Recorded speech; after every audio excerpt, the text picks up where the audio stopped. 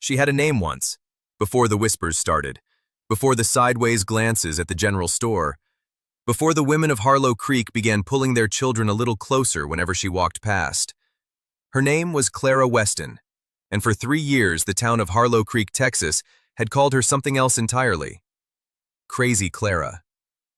It started the way most cruelties do, quietly, with one person's lie and another person's willingness to believe it.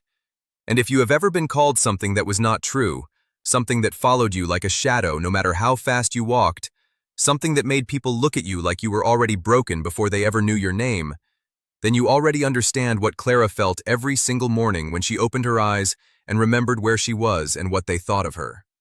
Stay with me, because this story is about what happens when the truth finally has someone willing to find it. Clara was 29 years old the summer her husband died. Not many people came to the funeral. Walter Weston had not been a popular man, but he had been a powerful one. He owned the mill, the boarding house, and enough land on the east side of Harlow Creek to make people careful around him. Careful and quiet, and always a little afraid. Clara had learned to be careful too. She had been careful for 6 years of marriage. Careful about what she said at dinner. Careful about how she walked and how she laughed and how she answered when Walter had company over. Careful. Always careful. The way women are careful when they share a house with a man who wears kindness like a coat in public and hangs it up the moment the door closes. When Walter died of a heart attack at his desk on a Tuesday evening in late July, Clara sat in the kitchen for a very long time and did not cry. That was the first thing people noticed. The second thing they noticed was the money. Walter had told everyone who would listen that he had set Clara up well, that she would be comfortable, that she had nothing to worry about. But when the lawyer came to the house 3 days after the funeral, he sat across from Clara at the very table where she had learned to keep her voice low, and he told her that the mill had debts, that the land had liens, that the boarding house was being transferred to Walter's brother, Hector, per a will signed just 4 months before Walter's death. Clara looked at that lawyer and asked him to repeat himself. He did. She asked if she could see the will. He slid it across the table. The signature at the bottom was Walter's. But the date was wrong. The date was from a week after Clara had found out she was expecting, a week after she had told Walter with shaking hands and cautious hope, and he had looked at her across the kitchen and told her it was probably not his. The baby had come early and had not survived. Clara had grieved alone in a room upstairs while Walter hosted a card game downstairs. She had never spoken of it to anyone, not even her own mother, who lived 3 counties away and believed that marriage was something you endured and then you were grateful for the enduring. So when Hector Weston moved into the boarding house the following week and began telling people that Clara had driven Walter to an early grave with her erratic behavior, her strange moods, her episodes, nobody had the full story to push back with. They only had Hector's version, delivered over coffee and across fences, slow and steady as water wearing down stone. Crazy Clara, poor Walter, what that man put up with. Clara had nowhere to go and not enough money to get there. She stayed in the house on Birch Road, the one piece of property the lawyer said was technically still hers, though Hector was already asking questions about that too. She took in mending. She grew a small garden. She walked to town when she needed to, and kept her eyes forward and her chin level, and she did not cry in public, not once, because she had learned a long time ago that when people expect you to fall apart, the most defiant thing you can do is hold very still. But holding still costs something. It costs it every single day. The first time she saw Eli Kane, she was kneeling in the dirt outside the feed store, picking up the bag of flour she had dropped because Tommy Holtzboy had bumped into her shoulder on his way past and not apologized, and the flour had split at the seam, and the whole street seemed to pause for a moment to watch her gather what she could of it back into her arms. She was not looking for help. She had stopped expecting it. Then a pair of worn boots appeared in her line of vision. Large, still, unhurried. She looked up. He was tall in the way that some men are tall without meaning to make you aware of it.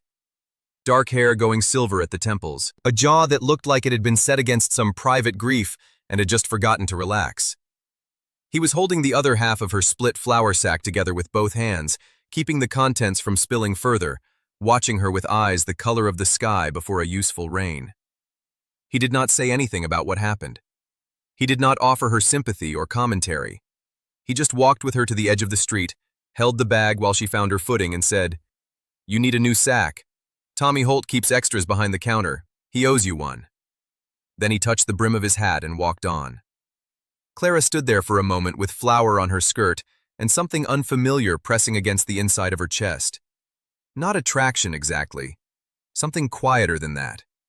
The feeling of being seen without being studied. She asked around about him carefully, the way she did everything now. She found out that Eli Kane had come to Harlow Creek about a year ago. He owned the old Prater Ranch on the north side of the valley, the one everyone said was too far gone to be worth saving.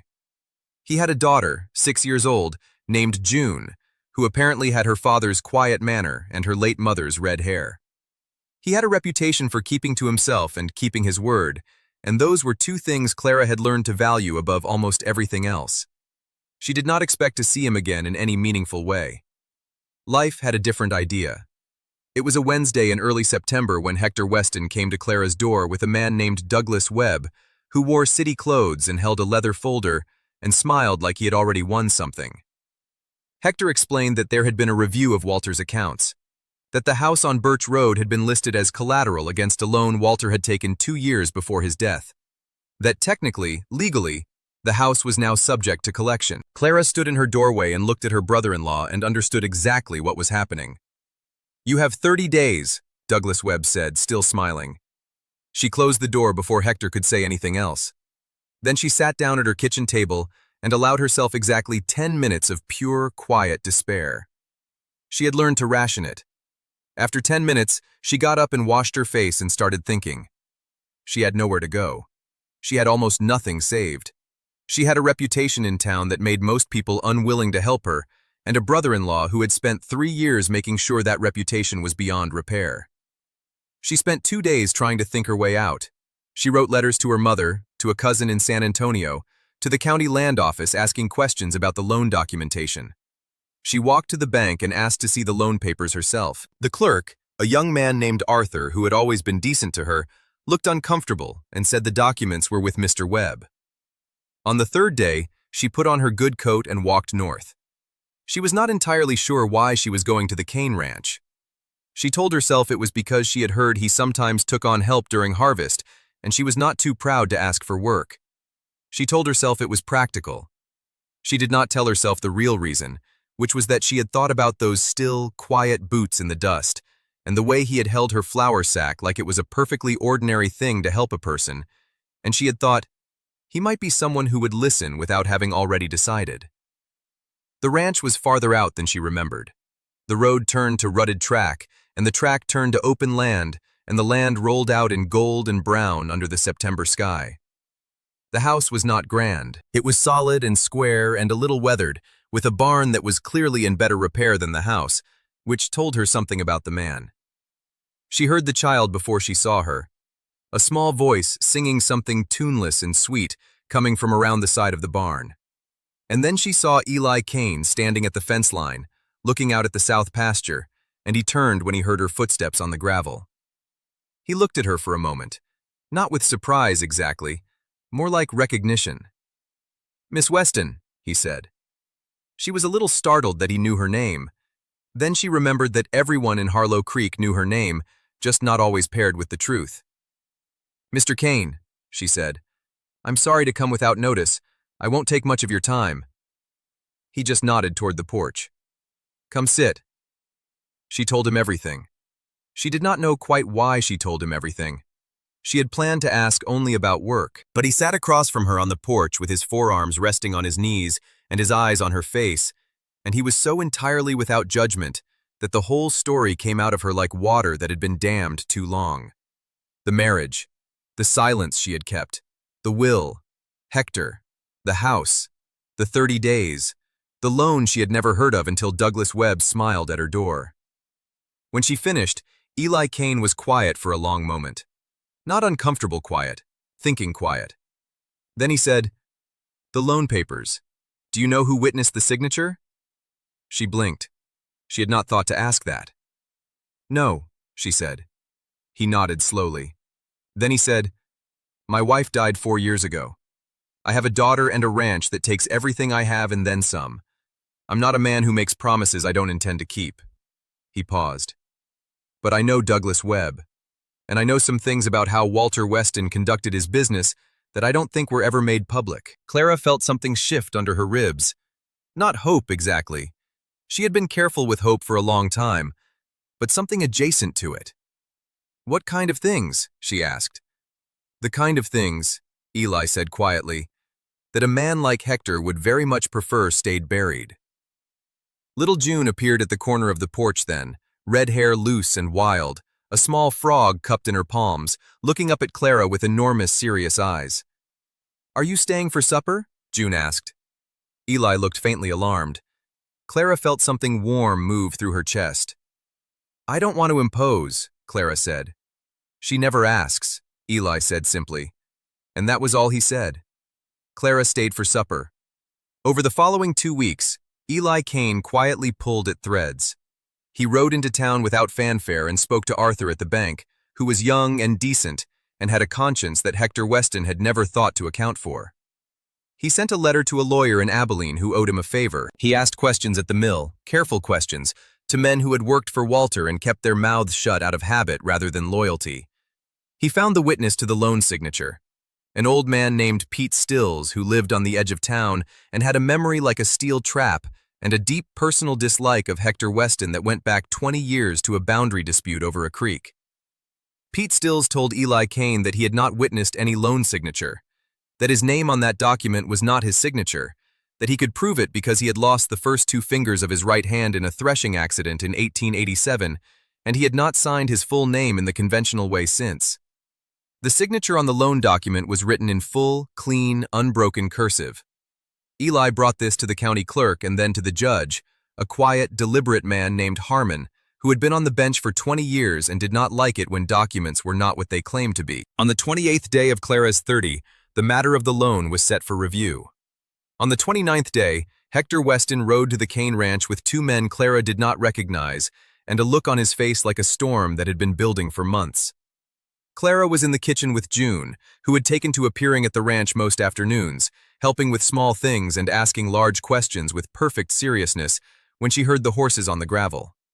She looked out the window and felt her stomach drop. Eli came out of the barn. He was not hurrying. He stood at the fence with the same stillness he always carried, and he watched Hector and his men come to a stop. Clara could hear the voices but not the words. She watched Eli's face. It did not change. His hands were loose at his sides. One of the men with Hector moved toward the barn. Eli stepped in front of him. Just that. Just a step. The man stopped. Hector said something. Eli said something back, and whatever it was short and quiet, and it made Hector go very still. Then Hector said something else, and Eli simply turned and walked back to the barn, and the 3 men sat on their horses for a long moment and then rode away. Clara realized she had been holding her breath. June tugged her sleeve. "Mr. Eli's like that," she said solemnly. "He doesn't yell. He just means it."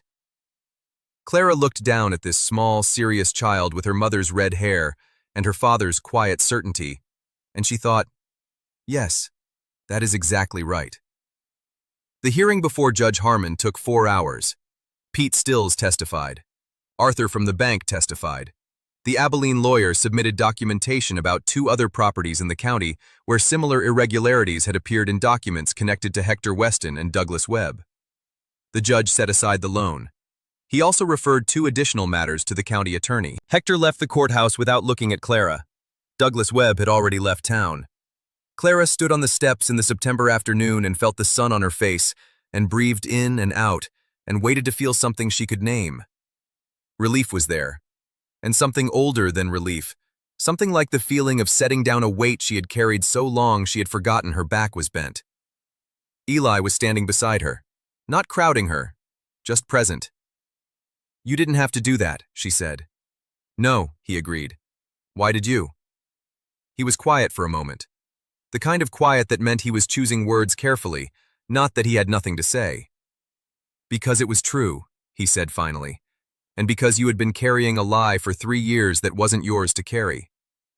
Clara looked at him. He was looking out at the street, at the ordinary afternoon life of Harlow Creek going on around them, and she thought about all the mornings she had walked down that same street with her chin level and her eyes forward, and people pulling their children just a little closer, and how none of that had been because of who she was. It had been because of who Walter was, and Hector, and the particular cruelty of powerful men who are never made to account for the stories they tell. "There are still people here who will always think what they think," she said. "Some," he agreed, "but some of them already know they were wrong. They just haven't figured out how to say it yet." He paused. "You don't need them to." She almost said something then. Something about how strange it was, how entirely unexpected, to find herself standing in the sun beside a man who had pulled the truth out of the dark, not because it benefited him, but simply because it was the truth. Before she could speak, June appeared from nowhere in the way that she did, threading her hand into Clara's without ceremony or announcement, and looked up at both of them. "Can we get pie?" she asked. Eli looked at Clara. Something moved in his expression that she had come to recognize over the past weeks, a loosening around the eyes, a warmth that he seemed to keep banked low but that was there, entirely there, when you knew where to look. "Miss Weston," he said, "can we get pie?" Clara laughed. It surprised her, the way laughing sometimes surprises you when you have not done it in a long time. It came up full and unguarded, and she did not try to quiet it. "Yes," she said, "I think we can get pie." They walked down the main street of Harlow Creek together, the tall, quiet man, the small, serious child, and the woman they used to call crazy. And if people turned to look, Clara did not notice. Or perhaps she noticed and simply did not care, which, she thought, was its own kind of freedom. That winter, Eli Kane asked Clara Weston if she would be willing to stay. Not stay in the way of necessity, not stay in the way of arrangement or practicality, though they talked about those things too, honestly, the way two people who have both been hurt by dishonesty talk about the things that matter. He asked her in the evening by the fire, while June was asleep in her room upstairs, and he said it plainly, in that way he had of saying the full, true thing without wrapping it in anything that might soften or obscure it. He said he was not sure he was easy to live with. He said the ranch was still more work than profit most years. He said June had already asked him twice that week when Miss Clara was coming back, and he had run out of good answers. He said he thought she was one of the bravest people he had ever known, and he had not told her that, and he thought she should know. Clara sat with the fire between them, and looked at this man who had ridden quietly into the worst chapter of her life, and had not promised to fix it, but had simply started pulling threads until the truth had somewhere to go. She said yes. She said it the way she had learned to do things that mattered, simply, without decoration, with her full self behind it.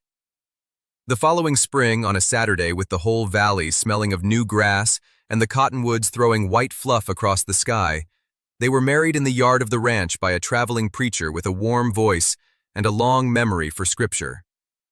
June wore her mother's locket and a dress with yellow ribbons that she had chosen herself with complete authority. She stood between them during the vows and held both of their hands without being asked. Afterward, when the small gathering of people who had come had eaten and the evening was coming on gold and soft, June climbed into Clara's lap and pressed her face against her shoulder. "Are you my mama now?" she asked. Clara held this child, this small, serious, red-haired child who asked the largest questions without flinching, and she felt something settle in the deepest part of her that had been unsettled for longer than she could clearly remember. "Yes," Clara said, "I am." They stayed like that while the light faded and the stars came out over the Texas hills, and Eli sat beside them with his hand over both of theirs, and nobody said anything for a long time because there was nothing that needed to be said. Sometimes the truth takes years to find its way to the surface. Sometimes it needs someone willing to pull the threads. And sometimes the life waiting for you on the other side of the hardest chapter is so much bigger and warmer and more real than anything you thought you were allowed to hope for, that the only thing left to do is simply live it. Clara Weston had been called many things. But here in this yard, with this man and this child under this wide Texas sky, the only name that mattered was the one June had just given her. And that was enough. That was more than enough. If you made it to the end of this story, I want to hear from you. Tell me in the comments what moved you most, and tell me where in the world you are watching from tonight. And if you love stories like this, quiet, true, healing stories where love comes in like still water and changes everything, please subscribe. There are so many more stories waiting for you here, and I do not want you to miss a single one.